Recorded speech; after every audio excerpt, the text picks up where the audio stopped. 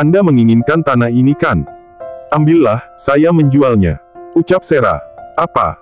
Martin nampak memicing setelah mendengar perkataan Sarah yang tiba-tiba ingin menjual lahannya yang sebelumnya wanita itu mati-matian pertahankan. Apa yang sedang kamu rencanakan, Sarah? Martin langsung beranjak dari duduknya, lalu melangkahkan kakinya mendekati Sarah. Jangan pernah berpikir untuk membawa putriku kabur, karena sampai ujung dunia pun saya akan mencarinya. Ucapnya bernada ancaman yang langsung membuat Sarah merasa gusar, sepertinya pria itu bisa membaca pikirannya. Memangnya kami mau kabur kemana? Sangat riskan bukan membawa kabur ke 6 anak-anakku itu. Lagi pula tidak ada alasan bagi kami untuk kabur. Sahut Sarah beralasan, lebih baik ia mengalah dahulu sembari memikirkan rencana berikutnya. Baguslah. Ucap Martin puas. Jika itu sampai terjadi, kamu akan menerima hukumannya. Imbuhnya lagi dengan lirih tepat di telinga Sarah hingga membuat wanita itu langsung meremang bercampur takut. Hukuman apa? Tuan jangan macam-macam ya, belum tentu juga Mary itu anak kamu. Ukas Sarah seraya menjauhkan dirinya dari Martin, mendengar kata hukuman seketika mengingatkan masa lalunya bagaimana pria itu menghukumnya dulu. Belum tentu juga. Berarti bisa jadi benar kan? Martin nampak menautkan kedua alisnya menatap Sarah. Itu berarti kamu benar-benar Sarah Winata kan? Imbuhnya lagi dengan nada meledek, ia nampak menatap lekat wanita di hadapannya itu. Sarah mendesah kesal, ia merutuki dirinya sendiri karena bisa-bisanya keceplosan. Martin memang pandai sekali bermain kata hingga membuatnya terpaksa mengaku dengan sendirinya. Maafkan aku. Ucap Sarah pada akhirnya. Please, jangan usik kehidupanku lagi. Aku memang telah bersalah karena menyakiti banyak orang dahulu, tapi tidak bisakah aku mendapatkan kesempatan untuk berubah? Aku minta maaf atas kesalahanku, tapi selama di sini aku juga tidak mudah menjalani semuanya. Aku harus banting tulang sendiri buat anak-anakku, kalau tidak mereka akan kelaparan.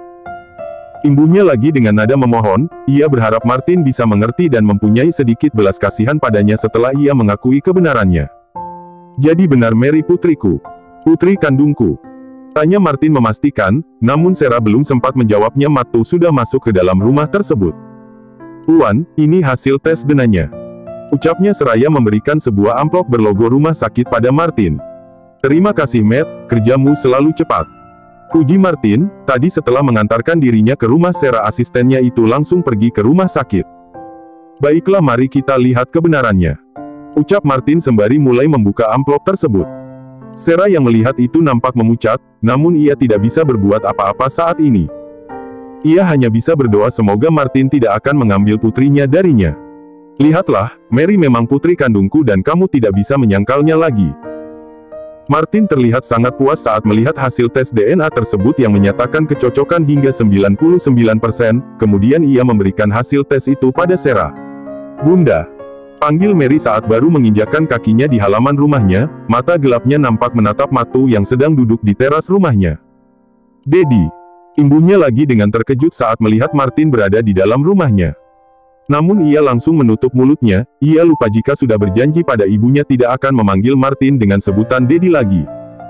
Martin yang sedang berdiri di samping Sarah langsung mengulas senyumnya saat melihat Mary. Hei putri Daddy, baru pulang sayang. Ucapnya pada Mary. Mary yang takut pada ibunya, nampak tak menghiraukan Martin. Kamu kenapa, baby? Martin langsung mendekati Mary saat melihat putrinya itu ketakutan.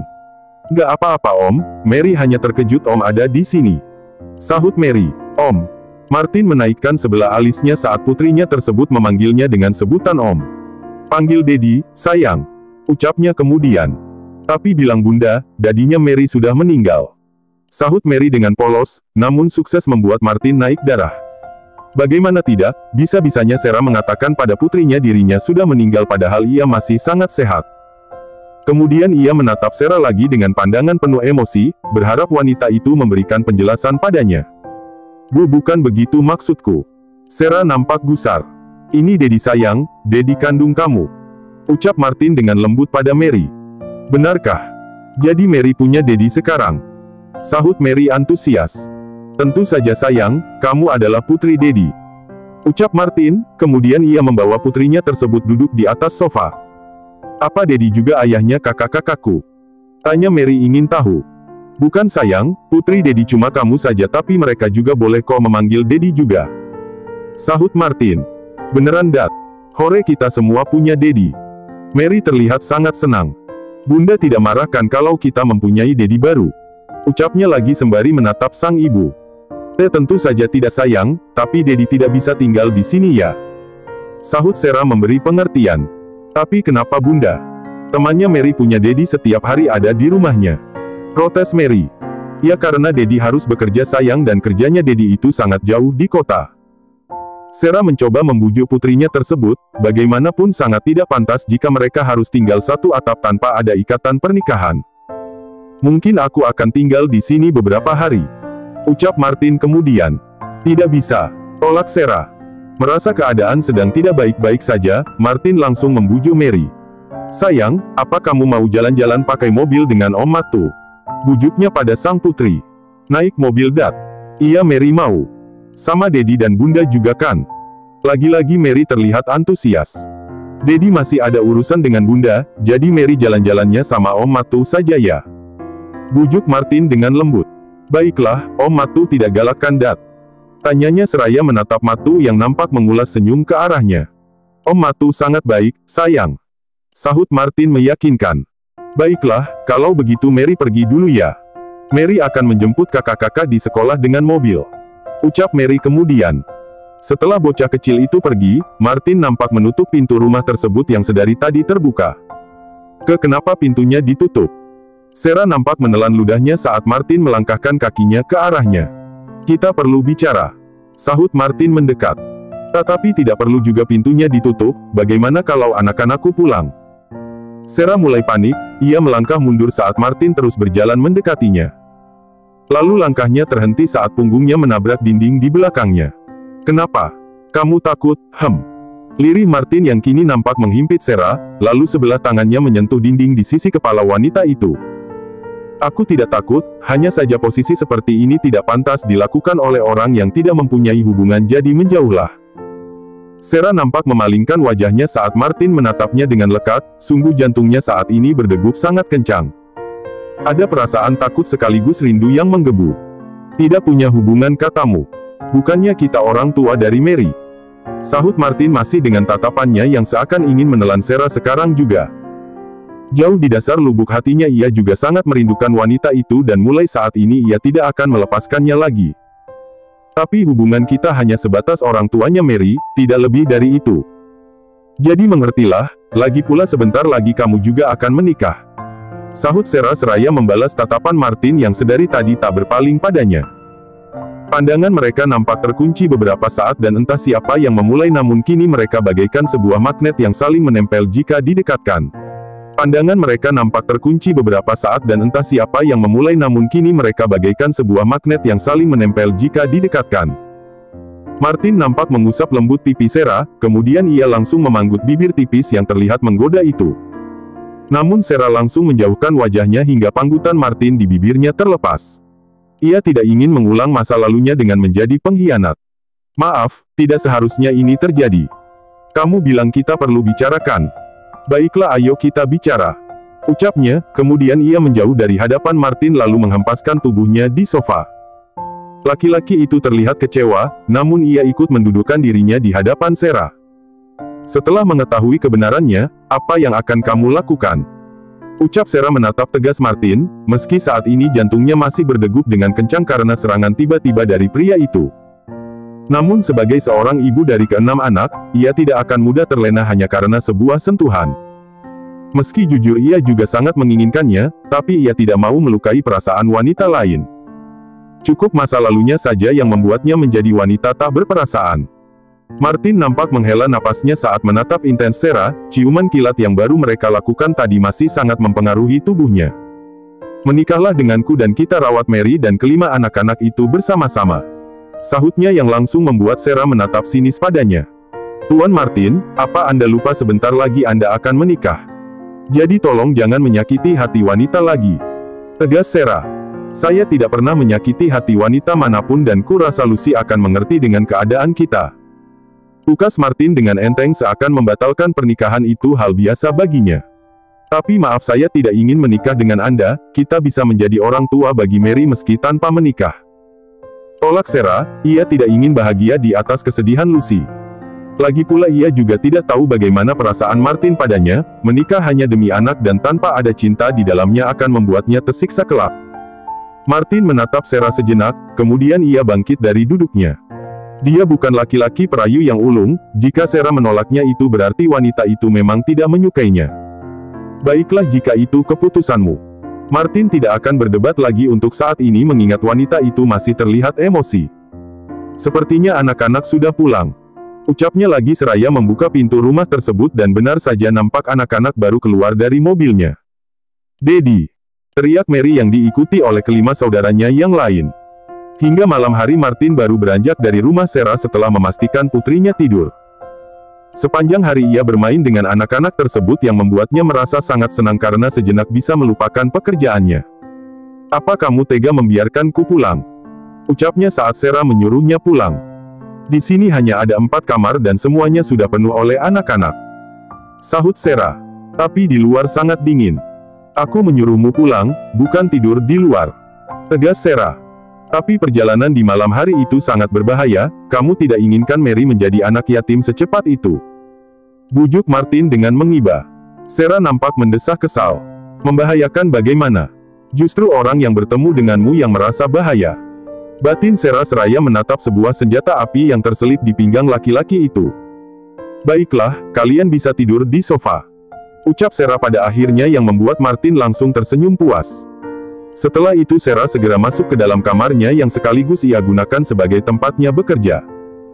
Seharian Martin sangat menyita waktunya hingga membuatnya tak sempat melanjutkan pekerjaannya.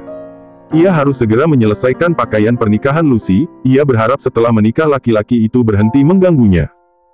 Hingga hampir dini hari Sarah masih duduk di depan mesin jahitnya, meski matanya mengantuk ia berusaha tetap terjaga. Namun tubuhnya yang terlalu lelah membuatnya langsung tertidur dengan kepalanya bertumpu di meja jahitnya. Baginya itu sudah biasa dan ia sering melakukannya saat banyak sekali pesanan hingga membuatnya harus mengerjakannya sampai pagi hari. Sementara itu Martin yang sedang tidur di sofa bersama dengan Matu nampak berdecak kesal saat mendengar asistennya itu mendengkur dengan keras. "Astaga Matu, lama-lama kusumpal juga mulutmu dengan peluru," gerutunya, kemudian ia segera bangkit dari tidurnya lalu menuju kamar Mary. Dilihatnya putrinya itu nampak tertidur pulas, setelah memperbaiki selimutnya lalu mengecup keningnya ia kembali keluar. Lalu ia mengecek kamar lainnya yang berisi para anak-anak laki-laki di sana, Martin nampak mengulas senyumnya saat melihat mereka semua tidur dengan nyenyak. Ia tidak menyangka, Sarah yang dahulu wanita manja kini mampu mengasuh ke-6 anak-anak tersebut tanpa sedikit pun mengeluh padahal kelima anak tersebut tidak ada hubungan darah dengannya. "Helena benar, kamu banyak sekali berubah," gumam Martin, setelah itu ia berlalu keluar dari kamar tersebut. Saat akan kembali ke sofanya yang ada di ruang tamu, ia menatap pintu kamar Sarah yang masih nampak menyala. "Apa dia belum tidur?" gumam Martin seraya menatap jam di pergelangan tangannya yang menunjukkan pukul 2 dini hari. Martin mencoba membuka kamar Sarah dan ia sedikit terkejut saat pintu tersebut tidak dikunci. "Ceroboh sekali, kenapa tidak dikunci?" gumamnya sambil melangkahkan kakinya masuk ke dalam kamar tersebut. Sebuah kamar yang lumayan luas, nampak foto seorang pria dengan beberapa anak kecil terpatri di dinding. "Apa itu foto Tuan Mauren, mantan suaminya Sarah?" gumamnya saat melihat laki-laki parubaya nampak tersenyum di tengah kerumunan anak-anak kecil. Tiba-tiba hatinya mencelos saat mengingat Sarah pernah menikah dengan pria itu. Lalu pandangannya tertuju pada ranjang yang masih kosong, Martin nampak terkejut saat tak melihat Sarah di sana. Lalu ia mengedarkan pandangannya dan melihat wanita itu tengah tertidur di meja jahitnya, nampak beberapa pakaian tergantung di sisinya. "Maafkan aku, sepertinya selama ini kamu terlalu bekerja keras untuk menghidupi anak kita," gumam Martin seraya mendekati wanita itu. Setelah itu ia mengangkat tubuh ringkih Sarah lalu membawanya ke atas ranjangnya. "Bahkan tubuhmu sangat ringan, apa kamu tidak pernah makan selama ini?" ucapnya saat menidurkan Sarah lalu ia menyelimutinya. "Maafkan aku," ucapnya lagi. Martin yang enggan keluar, ia nampak merebahkan dirinya di samping Sarah. Masuk ke dalam selimut yang sama lalu memeluk wanita itu dengan erat. Biarlah ia mendapatkan amukan dari wanita itu esok paginya daripada harus tidur di sofa dengan mendengarkan suara dengkuran Matu. Lagi pula ia tidak akan menyia-nyiakan kesempatan mendekati wanitanya itu. Keesokan harinya, "Bunda manakah?" Tanya Mary saat tak melihat ibunya di dapur. Bunda masih tidur, jangan diganggu, kasihan Bunda. Sahut Alex, bocah remaja itu nampak membuat roti bakar buat sarapan adik-adiknya. Ia memang sering menggantikan peran sang ibu mengurus adik-adiknya saat ibunya sedang sibuk ataupun sedang sakit. Lalu setelah menghabiskan sarapannya, mereka segera pergi ke sekolahnya. Saat matahari mulai merangkak naik, Sarah baru mengerjapkan matanya. Ia merasa semalaman tidurnya terasa nyenyak, bahkan sangat nyenyak. Namun ia harus segera bangun untuk membuatkan sarapan anak-anaknya, tapi saat membuka matanya ia langsung terkejut saat berada dalam pelukan seorang pria. "Apa aku sedang bermimpi?" gerutunya, kemudian ia memejamkan matanya kembali, lalu setelah itu ia membuka matanya lagi dan ia masih saja memeluk tubuh pria tersebut. "Tidak, aku tidak sedang bermimpi." Sarah langsung menjauhkan dirinya lalu melihat siapa pria yang berani-beraninya naik ke atas ranjangnya. Tuan Martin, apa yang sedang Anda lakukan di kamar saya?" hardiknya saat melihat Martin nampak memperhatikannya dengan senyum mengembang di bibirnya. Pagi itu Martin nampak membuka matanya dan hal pertama yang ia lihat adalah wajah Sarah yang masih tertidur pulas menghadap ke arahnya. Martin langsung mengulas senyumnya, diusapnya dengan lembut pipi wanita itu lalu ia mencuri sedikit ciuman. Sarah yang merasa nyaman terlihat semakin merapatkan tubuhnya lalu memeluk pria itu, namun beberapa saat kemudian ia langsung berteriak saat menyadari ada orang lain di sisinya. "Tuan Martin, apa yang sedang Anda lakukan di kamar saya?" hardiknya saat melihat Martin nampak memperhatikannya dengan senyum mengembang di bibirnya. "Semalam di luar sangat dingin bahkan saya hampir membeku, mau tidur di kamar anak-anak tempat tidur mereka sangat sempit jadi daripada saya mati konyol jadi lebih baik tidur di sini saja." Sahut Martin dengan tampang tak bersalah. "Tapi tidak di sini juga," gerutu Sarah dengan kesal. "Mau bagaimana lagi daripada saya mati lalu Mary menjadi anak yatim kan tidak lucu, lagi pula kamu juga terlihat menikmati keberadaan saya di sini." Sahut Martin dengan nada meledek. "Menikmati apa? Kamu saja yang sengaja dekat-dekat. Sudah mau menikah juga masih saja ganjen." Sarah nampak bersungut-sungut, namun itu justru membuat Martin terkekeh gemas. "Oh, jadi memeluk dengan kencang itu tidak menikmati?" ledeknya sambil melihat ke arah kakinya yang masih digunakan oleh wanita itu sebagai guling. Sarah yang melihat arah mata Martin langsung menelan ludahnya. "Sial *N. gumamnya seraya menjauhkan kakinya, lalu ia bergeser menjauh. Ternyata dirinya yang semalam mendekati pria itu, sungguh Sarah merasa malu saat ini. Ini pasti efek lama tidak disentuh laki, dasar tubuhku tak tahu diri. Sarah segera beranjak dari ranjangnya, ia harus segera membuatkan sarapan untuk anak-anaknya. Namun baru juga turun dari ranjangnya, Martin sudah menarik tangannya hingga ia kembali tidur. "Astaga, apa yang kamu lakukan? Anak-anakku sedang menungguku," teriak Sarah sambil memberontak saat Martin memeluknya dengan erat. "Temani aku di sini sebentar, lagi pula anak-anak sudah berangkat diantar oleh Matu," ujar Martin yang kini menyusupkan wajahnya di ceruk leher Sarah hingga membuat wanita itu meremang. "Tolong lepaskan aku. Mohon Sarah, ia takut hilaf kalau seperti ini. Apalagi saat ini pria itu hanya memakai celana boksernya dan membiarkan tubuh atasnya tak memakai apapun. Biarkan seperti ini sebentar," ucap Martin dengan lirih, ia nampak menikmati harum tubuh wanitanya itu. "Tidak, kita tidak bisa seperti ini. Bagaimana kalau Lucy melihatnya?" protes Sarah. "Dia tidak melihatnya," sahut Martin. "Tapi sama saja kamu mengkhianati kepercayaannya." "Aku tidak pernah mengkhianatinya," sahut Martin lagi. "Bukannya menyentuh wanita lain itu termasuk berkhianat?" gerutu Sarah kesal karena Martin sama sekali tak ada perasaan bersalah. "Tidak juga," sahut Martin, kali ini ia nampak mengecupi Sarah dengan lembut. "Tuan Martin menjauhlah," teriak Sarah tak terima saat merasa dirinya dilecehkan oleh laki-laki itu. Martin nampak mengangkat wajahnya lalu menatap Sarah dengan pandangan berkabut. "Aku menginginkanmu," ucapnya dengan suara berat. Sarah yang berada di bawah kungkungannya, nampak memucat. "Tidak, semoga dia tidak memperkasteris aku seperti dulu. Tuhan tolong aku hanya ingin menjaga kehormatanku sebagai seorang ibu. Aku tidak akan melakukannya kalau bukan dengan suamiku," tolak Sarah dengan tegas. "Ya sudah, ayo menikah dan kita bisa melakukannya setiap hari. Mohon Martin. Sudah kubilangkan kita tidak mungkin menikah jadi tolong lepaskan aku dan cepatlah pulang Lucy pasti sudah menunggumu," bujuk Sarah dengan setengah berteriak. "Apa kamu tidak mencintaiku? Tanya Martin kemudian yang langsung membuat Sarah terperangah. Tentu saja aku mencintaimu tapi aku tidak mau melukai perasaan wanita lain. Seru Sarah dalam hati. Aku tidak mencintaimu, maaf. Dusta Sarah yang langsung membuat Martin menatapnya kecewa. Lalu siapa pria yang kamu cintai? Apa Tuan Mauren pria tua itu? Apa dia juga menyentuhmu seperti aku dulu menyentuhmu? Hah? Ucapnya mulai emosi. Tentu saja, bukannya kami suami istri. Dusta Sarah, berharap Martin menyerah dan tidak mendekatinya lagi.